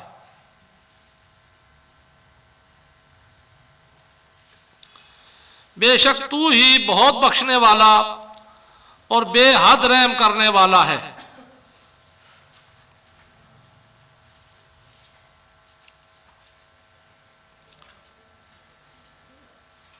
ये दो हदीस मुबारका से दलाल हो गए आपके सामने, और ये सियासता से है। एक दलील इस पर मैं इंशाअल्लाह आपको हफ्ते वाले दिन लिखवाऊंगा। इससे आगे जो बात है ये हफ्ते वाले दिन मुकम्मल करेंगे, इसके साथ कोई और बात भी हफ्ते वाले दिन कर लेंगे। कल चूँकि तकाबल अदियान है इसलिए कल उसी पर बात करेंगे इंशाअल्लाह अज़ीज़। तो आज इसका अभी इख्तिताम करते हैं, वक्त नहीं है। इंशाअल्लाह ज़िंदगी रही तो हफ्ते वाले दिन इसी बात को आगे लेकर चलेंगे। आमीन। अल्हम्दुलिल्लाहि रब्बिल आलमीन वल आक़िबतु लिल मुत्तक़ीन वस्सलातु वस्सलामु अला रसूलिही मुहम्मदिन व अला आलिहि व सहाबिही अजमईन। अल्लाहुम्मा रब्बना ज़िदना इल्मा बिवसीलतिन नबिय्यिल मुस्तफ़ा सल्लल्लाहु अलैहि वसल्लम। अल्लाहुम्मा इन्ना नसअलुका इल्मन नाफ़िअन व रिज़्क़न वासिअन व शिफ़ाअन कुल्लि दाइन व सकमिन बिरहमतिका या अरहमर राहिमीन। सल्लल्लाहु तआला अला रसूली खैर खल्क़ी व नूर अर्शी मुहम्मदिन व अला आलिहि व सहाबिही अजमईन बिरहमतिका।